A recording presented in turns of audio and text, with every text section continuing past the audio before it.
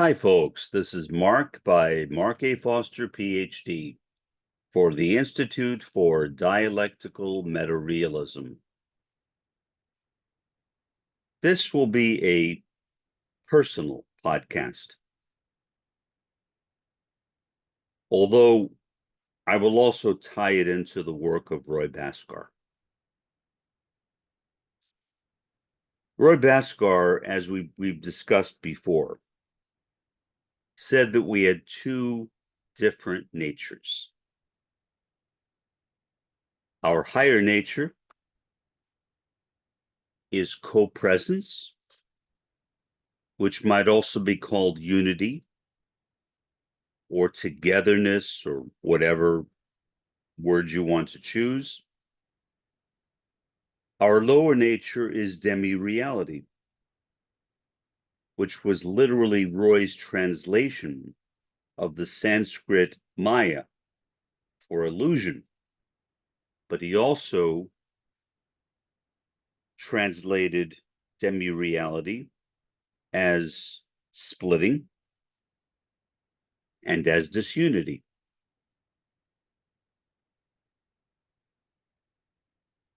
Demi-reality was the story of much of my life as an autistic. I think that is true with most autistics. Not all, but most that I have met.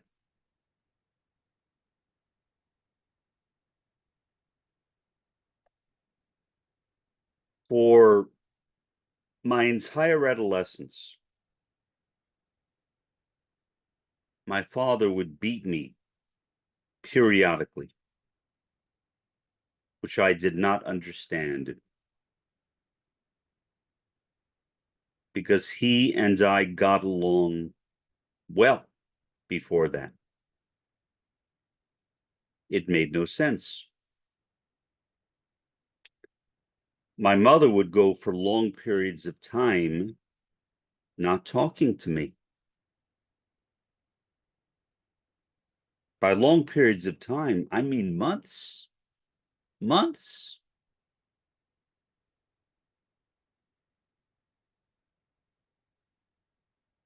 I would also go to my mother when my father would beat me up. Her common refrain was, "The next time he does it, we'll leave him." There were too many next times to remember. We never left him.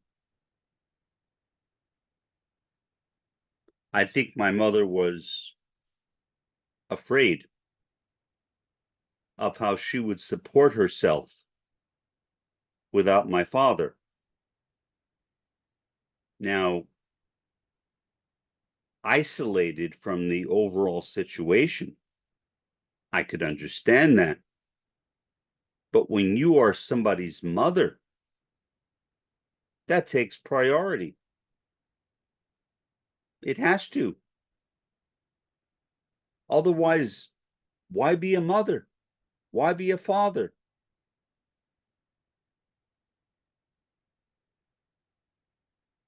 So it was very unhappy during that time. I once told my mother, I said, this is when she was not talking to me.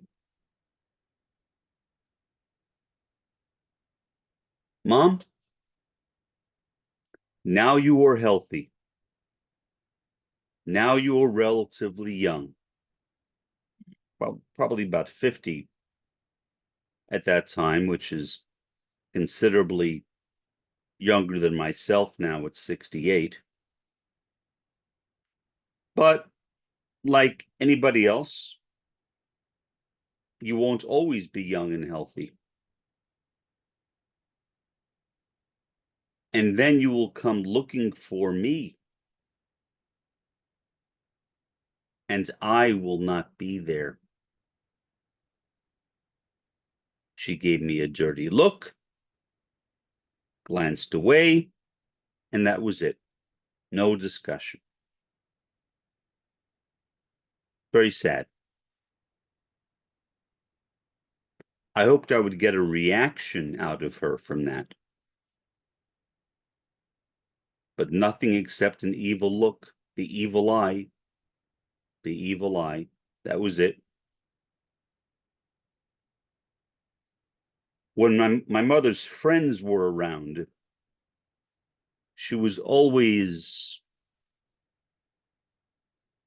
I was going to say nice to them, and I guess superficially it was nice, but it was really phony.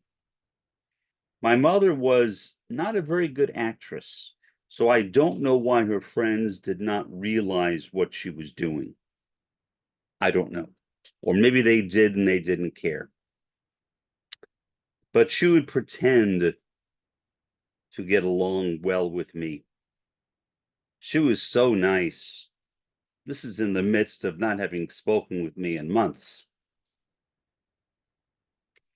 As soon as her friends would leave, she would go back to not talking with me once again. What I regret, honestly, and I don't say this because I think out of vengeance. That's not why I'm saying it. I'll explain why I'm saying it in a bit. I wish that I would have said to my mother, Mom, you are two-faced. You haven't spoken with me in months. In months. And now, all of a sudden, you're making believe like I'm your best friend. What would that have done? Well, I can't be sure, but I suspect that a conversation would have started between my mother and her friends. I think there is a good chance that my mother may have lost her friends. Now, I would not wish that on her, but I would hope that she would have learned something from that. That you can't be a phony pretending that you get along with, that you love your son when really you despise him. And my mother did despise me. Despite all of her words to the contrary, she despised me. As my Uncle Ralph, my mother's brother, told me one time over the phone, I asked him, I said, Ralph, was your sister always like this, where she divided the world up into demons and angels? And he said, oh, yeah, she's always like that. As a little girl, she was like that. And I said, that makes sense. I said, well, Ralph, she is like that even now. And he said, I'm sorry to hear that, Mark. There was nothing he could do. I was in New York.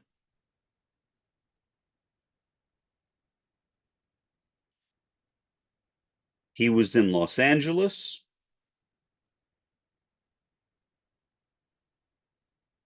I couldn't do anything, neither could he. But at least I knew that it wasn't entirely personal. That's just the way that she was. I was literally the black sheep of the family. And I don't know why. Unless it was because of my autism, which my father also had. I mean, we were both diagnosed autistics. But my mother loved my father. She did not love me at all. At all. Until later in her life, maybe. Maybe. I'm not convinced of that. It was a very difficult time growing up in my family. Now, I say this with some degree of hesitation. As you know, if you've been watching my podcasts, you know I've been spending a lot of time discussing Gaza, the third world. The third world. Compared to any problems I may be having right now, the problems of the Gazans are infinitely worse. There's no comparison. So I kind of feel guilty talking about my own problems. But they're my problems, so why not? Why not share them? Maybe somebody will benefit from my story. That's what I hope. I'm not looking for pity. I'm not even looking for compassion, because I turned out all right. I'm a wealthy guy. Despite all predictions to the contrary, that I would spend my life on disability, that did not happen. I got a Ph.D. in sociology and became extraordinarily successful, financially successful. So I really have no right to complain. I do have, I think, a right to mourn, and I do mourn my childhood. I wish it would have been better. Let me talk about somebody else, and I will not mention who she is out of respect for her privacy, because my parents are deceased. This person is not.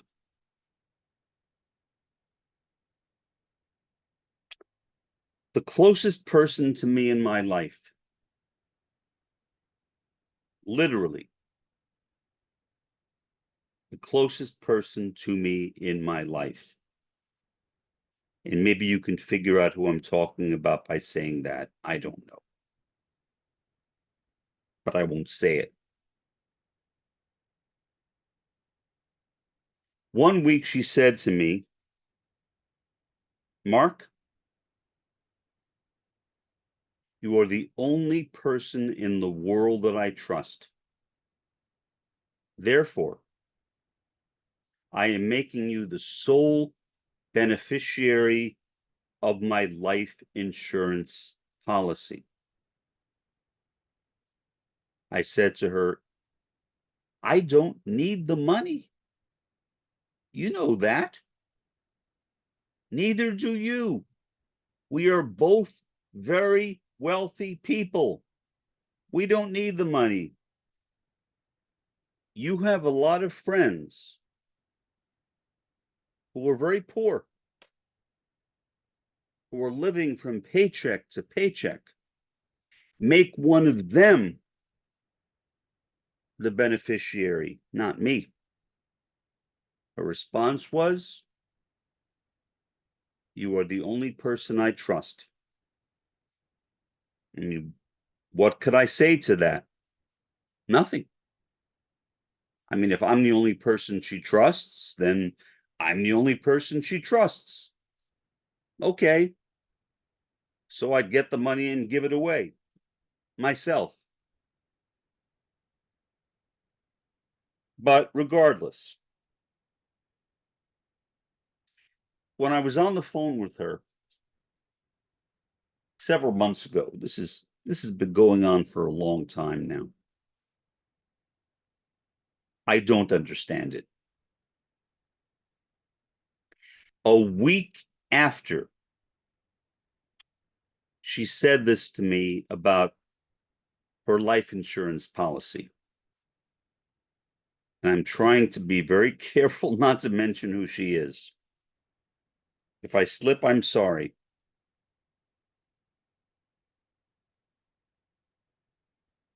I asked her, I said, how was that writing project that screenwriting project coming along with that black friend of yours. Now, why did I say that black friend? Because I did not know his name. She never told me. I know now his name is Jerome, but I didn't know then. And she accused me of making a racist statement. Now, I don't know about you, but I think most people would be offended by that. Now, did I yell at her? No. Was I rude to her? No. But I expressed surprise. And I asked for clarification. When she wouldn't give it to me, I asked her for clarification again. I thought that was my right. At that point, she said, Mark, you are going through one of your cycles again.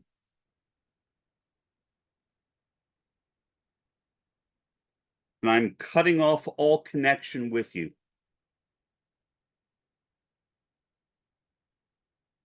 Now, here's the problem. I don't go through cycles. I don't. I'm basically always the same person. Pretty laid back, usually, friendly, but I don't go through cycles. And I said that to her. And she said, see, you're going through one of your cycles again. Damned if you do, damned if you don't. What could I say?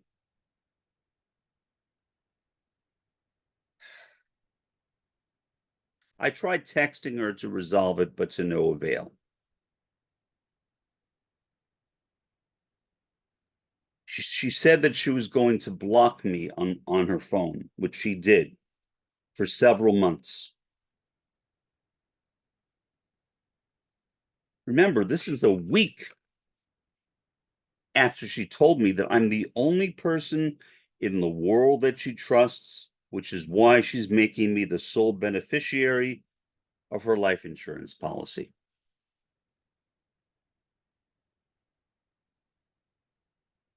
So, in any event, she did block me on her phone.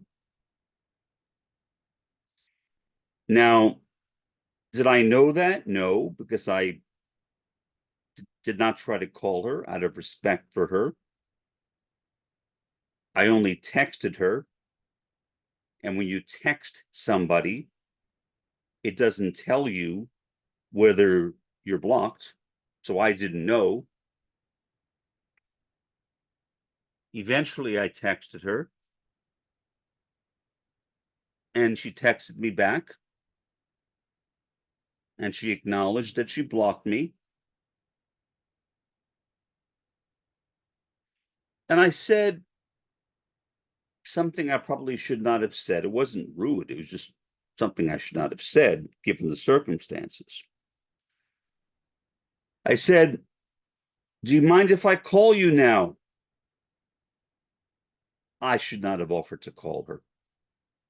She should have offered to call me. And she said, well, not right now. I'm busy and going out, but I'll call you later. Later was 2 months ago. 2 months ago.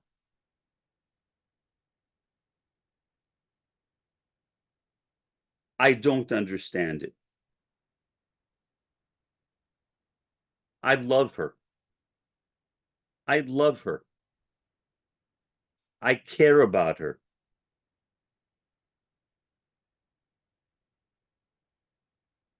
The two of us had a joint meeting with my psychiatrist because she liked him for reasons I won't mention, because that might further give away who she is if you haven't picked up on that already.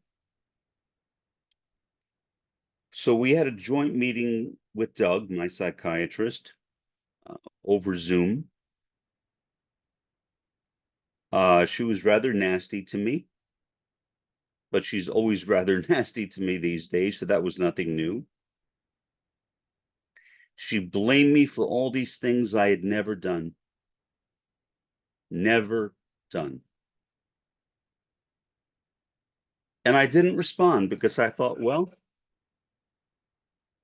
I guess that's just her perspective. My psychiatrist subsequently diagnosed her with borderline personality disorder, which made some sense. Some sense. And I said, well, you know, this person has a lot of friends. The problems I am having with her seem unique to me. And Doug, my psychiatrist, said, well, a lot of people with borderline will have brief friendships with people because they're kind of fascinated by the excitement of the person with borderline. I said, okay. He also asked me to keep in touch with her because he said that the number one thing that people with borderline fear is abandonment. So again, I said, okay. But then I realized I don't need to call her. I'm one of her Facebook friends. I can just go to her Facebook page, which is what I did. And what I saw was not very heartwarming, at least not to me. Maybe to her, but not to me. The people that she was talking with were her lifelong friends. These were not temporary friends that she was about to lose. Now, I've been trying to get in touch with Doug. For some reason, he has not returned my calls. I also tried calling his administrative assistant. He has not returned my calls. I don't know what's going on. I don't know. I have an appointment with him next month. I guess I'll see him next month. But to be honest, am I annoyed at him? Yes. Because he always writes me back quickly. We're friends. In addition to being psychiatrist and patient, we are friends for reasons I won't get into here. I saved his butt one time. So we're friends. I don't know why he hasn't called me back. But it appears to me that the problems I'm having with this individual have nothing to do with borderline personality disorder. And I read a lot about it. They're personal. They're personal. I spoke with my late uncle on the phone. I called him back when I was living in Kansas. And I figured I'd find out about my mother. I said, Ralph, Mom divides people into angels and demons. Was she always like that? And he said, oh, yeah. I'm the demon. I am the demon. Why? I don't know. Now, if I was the only person with autism in the home, I could think, well, all right, maybe that's why. But my father is also a diagnosed autistic, and he used to beat me up. So it literally makes no sense at all to me. Do I think that my sister has borderline personality disorder? See, I just gave it away. Had a feeling I might. No, no, I don't. Am I qualified to say what I just said? No, but I don't think so. I mean, she has all these other friends. I think it is personal.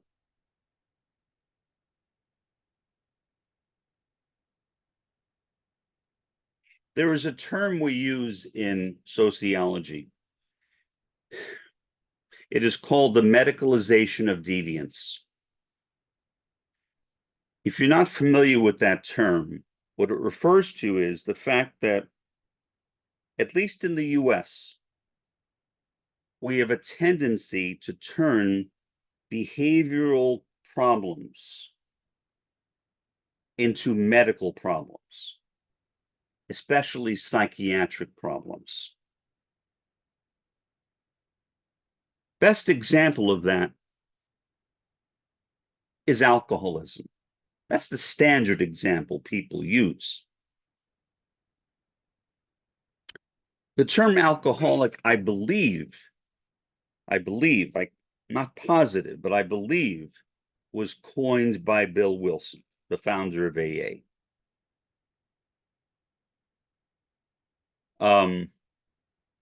Before he coined that term, nobody referred to alcoholics. They were drunks, they were sots, whatever, derogatory terms. What he said is no, alcoholism is actually a disease. Is alcoholism a disease? No, no, it is not. Now, alcoholism can cause diseases, but it's not a disease in itself. And yet, that labeling of alcoholism or drunkenness as a disease may have had some positive side effects, meaning it took away some of the stigma. So that may be good. Who knows? It's not for me to say, but that's what it appears to me. It took away some of the stigma. But when you read the big book written by Bill Wilson, what you find is an entirely different alcoholism than what is practiced today in AA.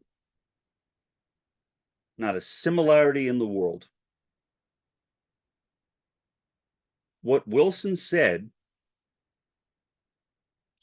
is that a person could be recovered and cured in as little as 1 day. Now, if an alcoholic says that he or she is recovered or cured, that person is commonly called a dry drunk. Somebody who is not really recovered. Recovery is seen as a process which goes on, I guess, eternally, and cure is seen as an unattainable goal. But that's not what Wilson felt. When AA began to change, Wilson was no longer in charge. I mean, he started it, but it passed on to others. He saw these changes taking place in AA,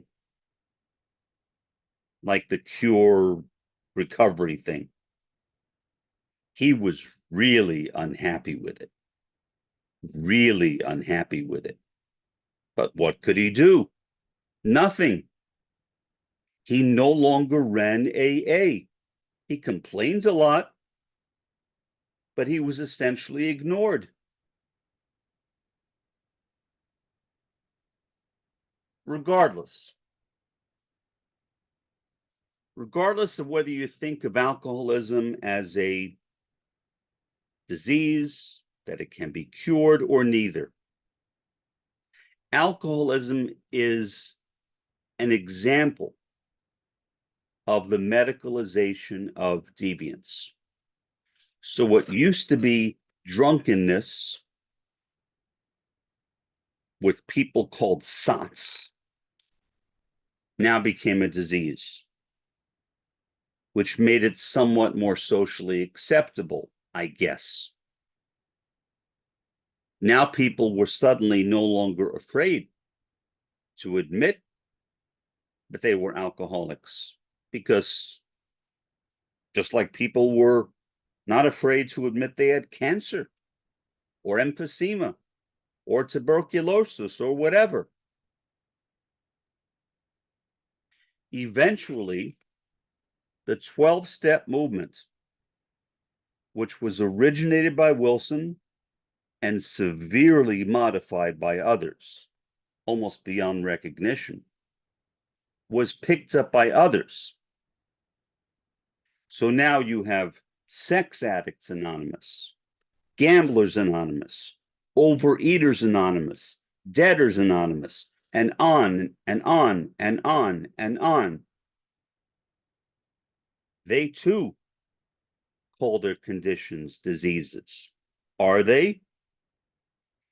Well, I am not a virologist, but to the best of my knowledge, there's no evidence for that. It's simply a claim.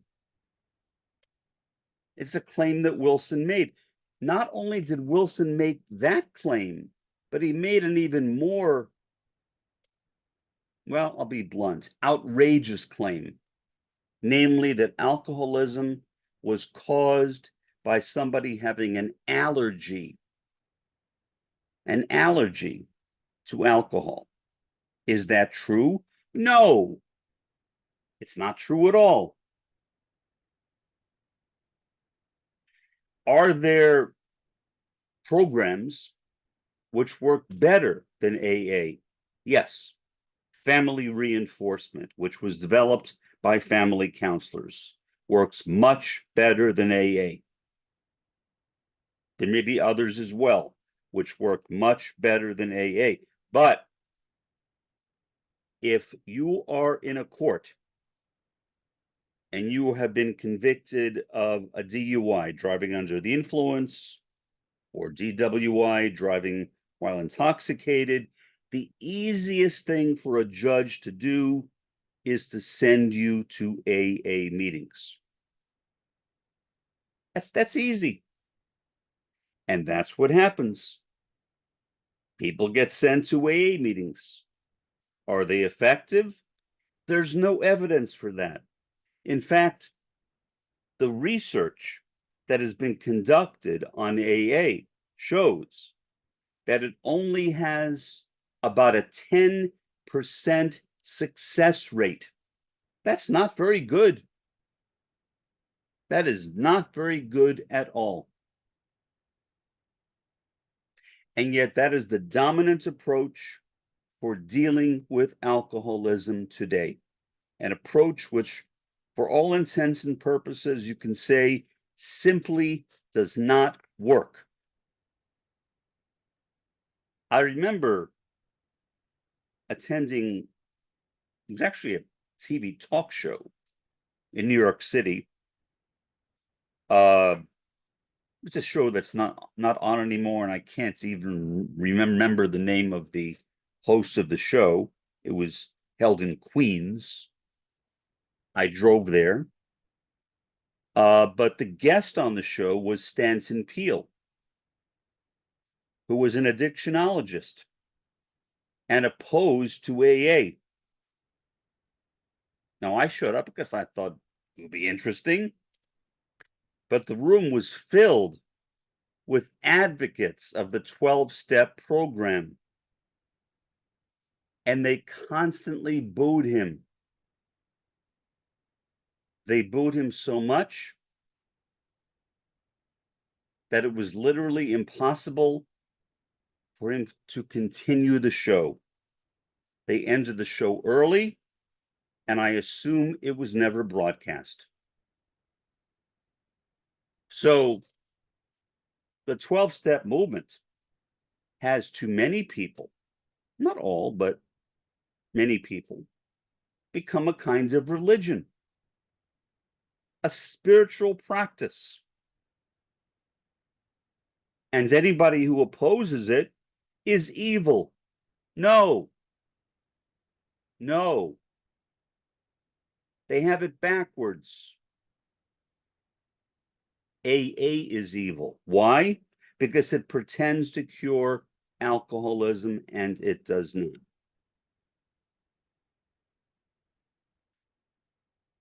So in sociology, the term the medicalization of deviance, like AA, it's very, very widespread across a broad spectrum of different types of disorders. But the problem is that when you medicalize deviance, or let's say evil, although deviance is not necessarily evil and evil is not necessarily deviant, but let's say evil, you medicalize it, you turn it into a disease. What happens if it's not?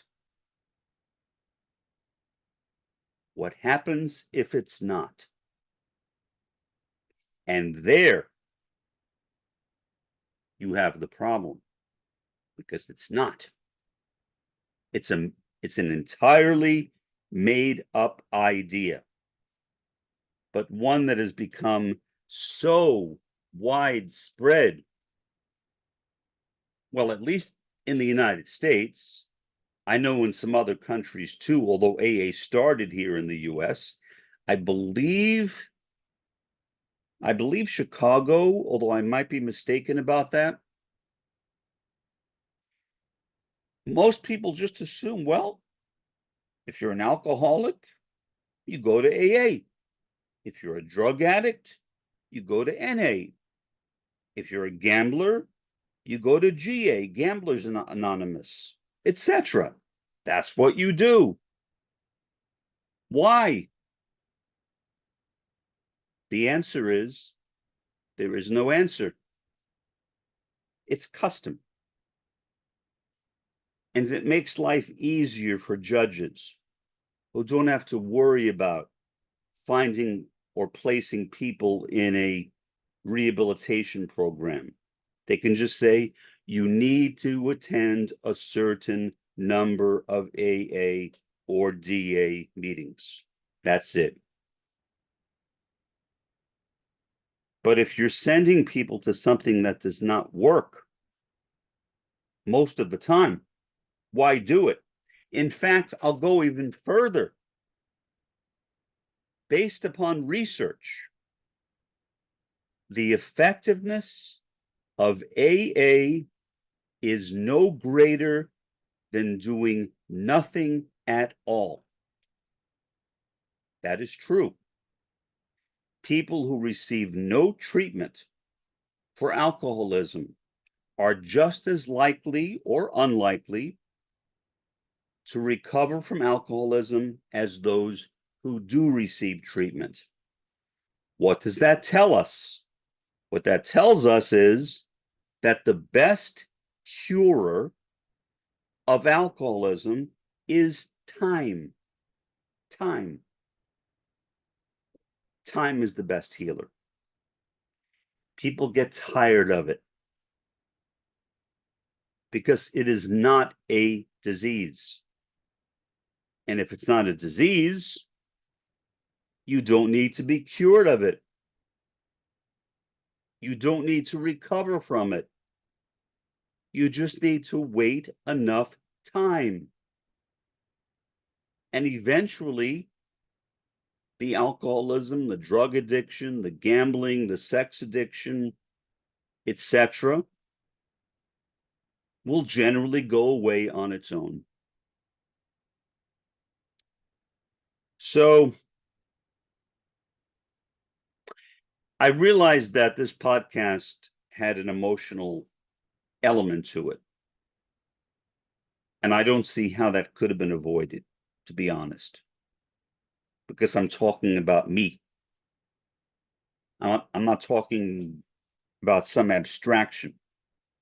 I'm discussing my own life. I'm sorry I mentioned my sister in the middle of it. I mean, she'll never see this podcast anyway, so. But I'm not going to go back and do it again. This is my second time doing it because the first time I kept the mic too far away from me. And so when I played it back, you could barely hear my voice. So I'm not going to do it again. I'll let it stay the way it is. But, and it doesn't matter. Nobody who knows me knows my sister. Nobody who knows my sister knows me. We live in two different worlds and always have, even as kids. For the time being, this has been Mark by Mark A. Foster, Ph.D., for the Institute for Dialectical Meta-Realism. Have a pleasant day and an even better day tomorrow.